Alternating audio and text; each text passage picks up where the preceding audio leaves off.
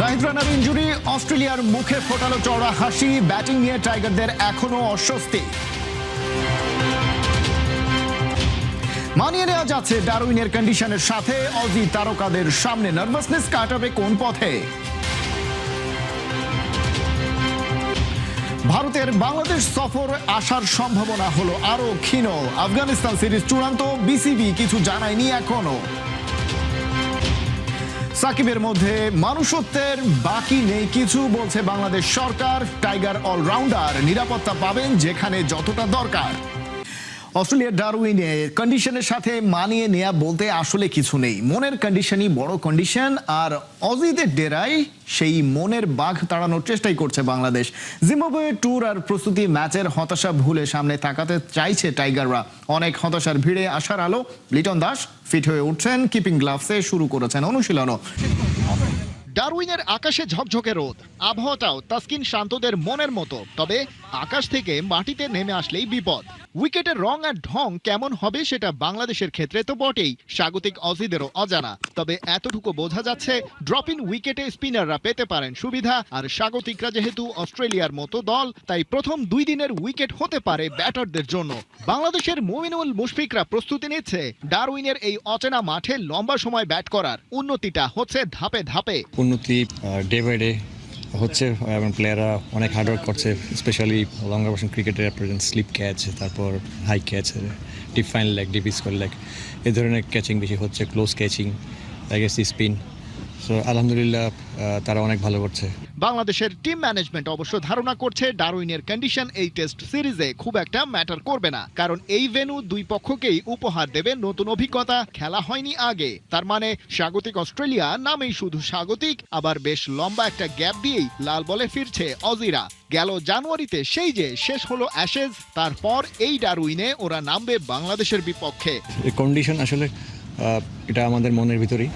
আমি যত কুইকলি পৃথিবী যে কোনো জায়গাতেই যত কুইকলি আমি অ্যাডাপ্ট করতে পারবো, এটা নিজের জন্য ভালো। আমরা অনেক আগেই এসেছি এখানে, এবং প্লেয়াররা এটার সাথে অ্যাডাপ্ট করার চেষ্টা করছে, এবং অনেকটা হয়ে গেছে। আমি বলবো যে 90% অ্যাডাপ্টেবিলিটি হয়ে গেছে ওদের। কন্ডিশনের অজুহাত দেওয়ার সুযোগ নেই। অজিদের গ্যাপ নিয়েও নির্ভাবনায় থাকার নেই অপশন, কারণ প্রায় 7 মাস পরে ট্রাভিস হেডরা এই ফরম্যাটে নামছে বটে, কিন্তু ঠিকই তারা আছে আইসিসি টেস্ট চ্যাম্পিয়নশিপ টেবিলের মাথার ওপর।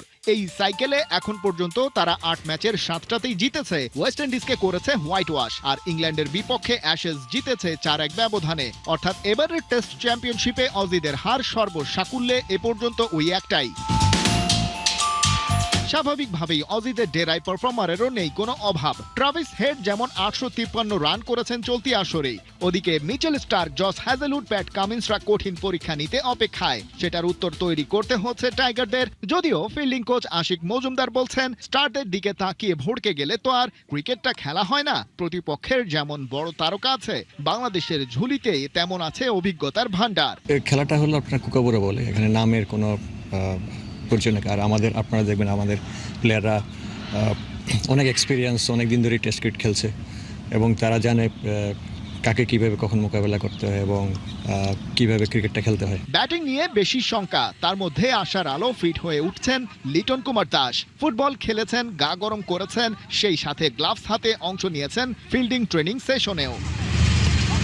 তবে কি বাংলাদেশ সফরে আসছে না ভারতীয় ক্রিকেট দল? গেল বছর থেকেই ঝুলে আছে সিরিজটি। আগস্ট মাসে মাঠে গড়ানোর কথা থাকলেও প্রায় একই সময়ে আফগানিস্তান দল যাচ্ছে ভারতে। 3 ম্যাচের টি-20 সিরিজ খেলবে দিল্লিতে। ভারতের সফরের সূচি জানিয়ে দিয়েছে আফগানিস্তান ক্রিকেট বোর্ড। বিসিসিআই তরফ থেকে গ্রিন সিগন্যাল পাওয়ার পরেই সূচি ঘোষণা করেছে তারা, দাবি ভারতীয় সংবাদ মাধ্যম ক্রিকবাজের। আর সেখানেই শঙ্কায় পড়েছে বাংলাদেশ ভারত সিরিজ। 1 থেকে 13 সেপ্টেম্বরের মধ্যে ভারতের সিরিজের জন্য স্লট নির্ধারণ করা হয়, কিন্তু আফগানিস্তান ক্রিকেট বোর্ড তাদের সূচিতে উল্লেখ করেছে 13, 15 ও 17 তারিখের মধ্যে টি-20 সিরিজটি শেষ করা হবে। সূচি অনুযায়ী খেলা হলে যে কোনো একটা সিরিজ স্কিপ করতে হবে। দুই দেশের বর্তমান পরিস্থিতি হিসেবে করলে ভারত বাংলাদেশ সিরিজটাই বাতিল হওয়ার কথা। ব্যাটিং ব্যর্থতায় প্রস্তুতি ম্যাচ ডুবেছে। সেরা ব্যাটারদের পারফরমেন্সটাও ছিল না বলার মতো। তবে মুমিনুল হক সৌরভ আশার আলো হয়ে জ্বলছেন। রিসেন্ট পাস্টের ফর্ম ডারউইনের সম্ভাবনার কথা বলছে, তার উপর ভরসা, তাই করতেই হচ্ছে একটু বেশি। 23 বছরের অপেক্ষার পর একটা ভালো স্মৃতি নিয়ে অস্ট্রেলিয়া থেকে ফিরতে চায় বাংলাদেশ, কিন্তু অজিদের মাঠে প্র্যাকটিস ম্যাচটা সেই আশার গুড়ে বালি ছিটিয়ে দিয়েছে। ব্যাটিং ব্যর্থতার নিচে পড়ে একটা বাজে শুরু হয়েছে টাইগারদের। তবে মূল সিরিজে এই দলটা কি ঘুরে দাঁড়াতে পারবে, কিংবা অভিজ্ঞদের রিসেন্ট ফর্মটাও কি আশা দেখাতে পারছে? ট্রাভিস হেড অবশ্য সেদিন বাংলাদেশের পক্ষ নিয়ে বলেছিলেন দলটা বেশ ভালো, প্র্যাকটিস ম্যাচের পারফরমেন্সটা ওরা নিশ্চিতভাবে ভুলে যেতে চাইবে, কিন্তু সেটা কিভাবে? ব্যাটিংয়ে যে ডিজাস্টার হলো সেখান থেকে টেনে তোলার মতো কেউ কি আছে? সাম্প্রতিক পারফরমেন্স বিবেচনায় সেই নামটা হতে পারে Mominul Haque Sourav. The test specialist তকমাটার সবচেয়ে সঠিক ব্যবহার করার সুযোগ তো এবারই আসছে, কারণ দল বিপদসীমায়। মুমিনুলের রিসেন্ট ফর্মটা বেশ ভালো, গেল 10 ইনিংসে 519 রান, গড়টা 50-এর বেশি। এমন একটা গ্রাফ নিয়ে সৌরভ গেলেন অস্ট্রেলিয়ায়, কিন্তু সেখানে প্রস্তুতি ম্যাচে আবার করলেন খারাপ। শুরুর ধাক্কাটা ঠিকঠাক সামলাতে না পারলেও তার ওপর একটা বিশ্বাস রাখা যায়। গেল 1.5 দশক ধরে বাংলাদেশের টপ অর্ডারে মুমিনুল ছিলেন বেশ ধারাবাহিক, এমনকি সবশেষ 4 ইনিংসে 5টি 50+ স্কোর, আছেন টপ ফর্মে। তবে মাঠটা যখন অস্ট্রেলিয়ার, তখন চিন্তা তো থাকছেই। মিরপুরের বেশিরভাগ ম্যাচ খেলা মুমিনুল কি পেসি কন্ডিশনে নিজের সেরাটা দিতে পারবেন? নতুন বলের সুইংটা অন্য যে কোনো কন্ডিশনের থেকেই ভয়ঙ্কর, আর সেখানে প্যাট কামিন্স, স্ট্রাক, জশ হ্যাজেলউডের মতো বোলারদের সামলাতে হবে। আর সেই পরীক্ষা উতরে যেতে পারবেন কিনা সেটাও একটা প্রশ্ন, কারণ পুরো ক্যারিয়ার জুড়ে অজিদের বিপক্ষে খেলেছেন মোটে 2 বার, সেটাও হোম সয়েলে। তৃতীয় দেখায় অপেক্ষা কঠিন চ্যালেঞ্জের, কিন্তু গেল 1 যুগ ধরে মুমিনুল নিজেকে যেভাবে ভেঙে গড়েছেন, ব্যাকফুট থেকে এসেছেন ফ্রন্ট ফুটে, নিজের জায়গাটাও পোক্ত করেছেন দলে। আর শাইনি বল, হেভি সুইং, এত বছরের টেস্ট অভিজ্ঞতা নিংড়ে দিতে পারলে ওসব তো কোনো ব্যাপার হওয়ার কথা না। তবে অন্য স্ট্যাট আবার আশার আলো দেখাচ্ছে। টেস্ট ক্রিকেটে মুমিনুলের সেঞ্চুরি 13টি, যার মধ্যে নিউজিল্যান্ড, শ্রীলঙ্কা, ওয়েস্ট ইন্ডিজের মতো হেভিওয়েট দলগুলোর বিপক্ষে শতকের লিস্টটা ভালো। ক্যারিয়ারের প্রথম শতকটাই করেছেন কিউইদের বিপক্ষে।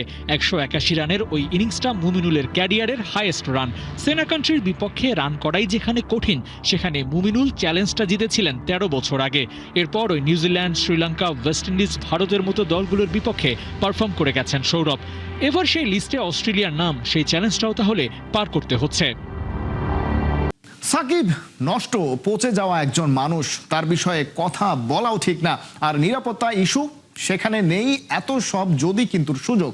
দেশে আসবেন, নিরাপত্তা পাবেন, আইনি প্রক্রিয়ায় মোকাবেলা করবেন। সাকিবের দেশে ফেরার ইস্যুতে এবার একটা প্রপার আইটিনারি সাজিয়েই দিলেন প্রধানমন্ত্রীর তথ্য উপদেষ্টা জাহিদুর রহমান। ভালো খেলোয়াড় হতে পারেন, উনি একজন নষ্ট, পচে যাওয়া মানুষ। যে মানুষ হাসিনার সাথে অ্যালাইন্ড হয় এবং এখনও অ্যালাইন্ড থাকেন, সেই 5 তারিখে তো তার বক্তব্য এসছে। সো ডোন্ট কেয়ার উনি কত নামী, কত সুনাম তার আছে, এসব ফালতু কথা উনি বলেন আসলে সরকারকে কিছুটা চাপে ফেলা। সেপ্টেম্বরে ভারত ইন্ডিয়া ম্যাচ অনিশ্চিত, এমনটাই জানিয়েছেন বিসিবি।